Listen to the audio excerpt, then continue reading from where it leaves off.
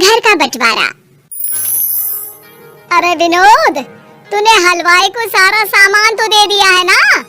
अक्षय की शादी में कोई कमी नहीं रहनी चाहिए। आखिर सबसे छोटा भाई है तुम सबका। हाँ माँ, आप चिंता मत करो, मैं पूरा ध्यान रखूंगा। मंगल बेटा, तूने तो कहा था कि फूल का ऑर्डर दे दिया है, यहाँ तो फूल पहुँचे ही नहीं। अब क्या बहू की विदाई के बाद फूल आएंगे? माँ, मैंने अभी बात की है फूल वाले से, वो रास्ते में ही है। आप किशोर भैया से क्यों नहीं कहती कुछ करने को? किशोर पहले ही मेरे बताए काम कर रहा है। पास के सभी रिश्तेदारों और मोहल्ले वालों को कार्ड वही तो देकर आया था। रिसेप्शन के लिए हॉल भी उसी ने बुक किया था। टेंट कुर्सी वालों को भी तो वही देख रहा है। पर कई मोहल्ले वाले तो हमारे भरे पूरे परिवार से जलते भी है, उन्हें बुलाने की क्या जरूरत थी? बेटा, शादी ब्याह में तो बुलाना ही पड़ता है, नहीं तो लोग क्या कहेंगे। दादी दादी देखो ना, हलवाई अंकल हमें लड्डू नहीं दे रहे, आप इनको डांटो ना। अरे चैन सुख दे देना बच्चों को लड्डू, क्यों तंग कर रहा है इन्हें? बीबी जी, मैं कहाँ मना कर रहा हूँ, लेकिन लड्डू बनते ही ये बच्चे उठा उठा कर खा लेते हैं। अरे मैं तो इन्हें थाल में रख के परोस भी नहीं पा रहा। भागो, अब कोल्ड ड्रिंक पीने चलते हैं। भागो भागो, अब कोल्ड ड्रिंक पीने चलते हैं। जैसे कि आप देख रहे हैं, आज इस घर के सबसे छोटे बेटे अक्षय की शादी है। घर में बहुत चहल पहल है। कुलभूषण की बीवी कमला को फुर्सत ही नहीं है कामों से, लेकिन कुलभूषण और घर के बाकी लोग कहाँ हैं? आइए देखते हैं। अजी, आप यहाँ आराम से बैठकर गाने सुन रहे हो और घर में अभी तक इतने काम बचे हैं करने को। अरे भाई, मेरे सबसे छोटे बेटे की शादी है, इसके बाद तो मैं अब चिंता मुक्त हो ही जाऊंगा। और फिर घर में तुम हो, बेटे बहुएं हैं, तुम लोगों के होते हुए मैं क्यों काम करूं? मैं तो शान से बेटे की शादी में जाऊंगा तैयार होकर। अरे ठीक है, अब आप आराम ही कीजिए। एक बार अभिषेक की बीवी आ जाए, फिर मैं भी आराम करूंगी और मेरी चारों बहुएं पूरे घर की जिम्मेदारियां संभाल लेगी। इतना कहकर कमला वापस अपने काम में लग जाती है। बेटा भी तो अब तक तैयार नहीं हुआ?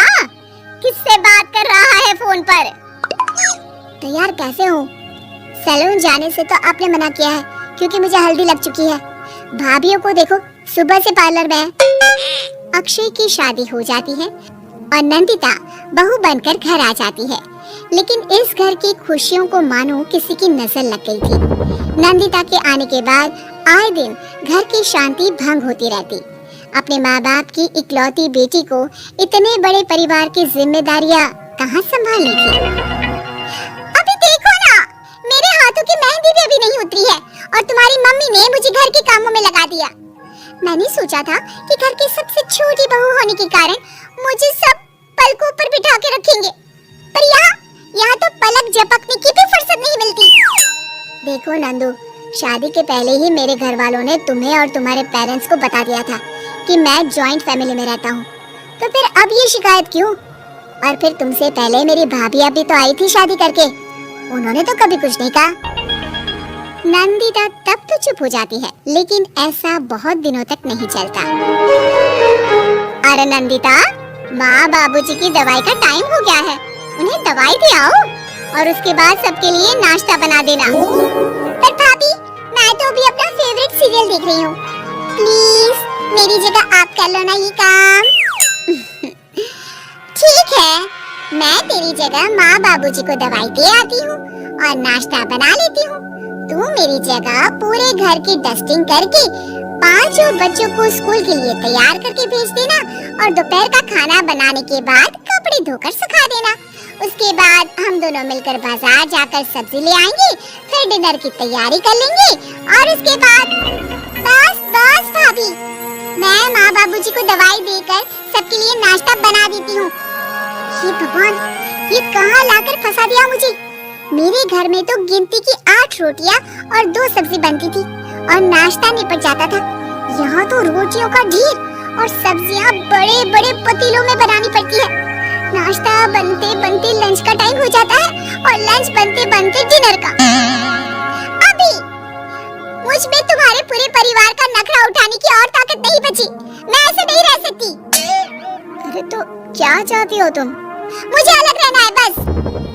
तो ठीक है, हम कल ही शिफ्ट हो जाएंगे किराए के घर में। इतना बड़ा घर होते हुए हम किराए पे क्यों रहेंगे? ना जी ना, घर में ही दीवार खड़ी करो अपने हिस्से के आगे। घर के साथ साथ घर की खुशियों में भी दीवार खींच जाती है। ऐसे ही कई महीने बीत जाते हैं और नंदिता माँ बन जाती है। बच्चे के आने से अभिषेक के कंधों पर खर्चों का बोझ आ पड़ता है। अभिषेक का बोझ कम करने के लिए नंदिता भी पार्ट टाइम जॉब कर लेती है, लेकिन इससे उसके सर पर नौकरी, घर और बच्चे की जिम्मेदारी बढ़ जाती है। नंदिता, ये क्या है? तुमने घर भी ठीक से साफ नहीं किया, ना ही मेरे कपड़े धुले हैं। चिंटू के बाल भी कटवाने जाना था, देखो उसके बाल कितने बढ़ गए हैं। अरे करती क्या हो पूरा दिन तुम? मैं करती क्या हूँ?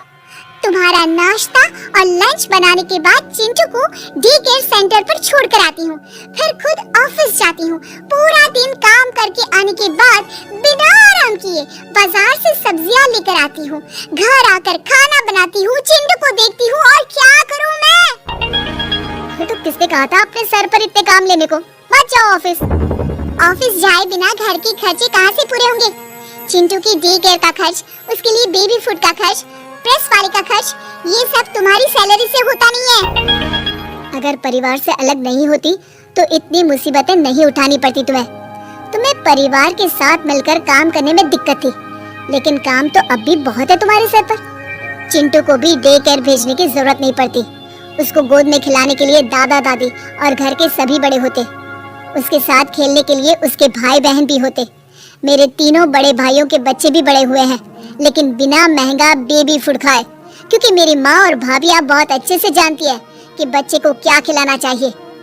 बिजली के बिल जैसे खर्चे भी सब मिलकर बांट लेते थे, लेकिन तुम्हें तो सबसे अलग रहने में ही मजा आता है। तो अब शिकायत क्यों करती हो? बस करो अभिषेक, बस करो। मैं मानती हूँ कि मैं गलत थी। मेरे एक गलत फैसले ने हमें बिल्कुल अकेला कर दिया है सबसे। एक घर में होते हुए भी हम बाकी परिवार से अजनबियों की तरह रह रहे हैं। अभिषेक और नंदिता की सारी बातें घर के बाकी लोगों को सुनाई दे रही थी। तभी कमला बोल पड़ती है।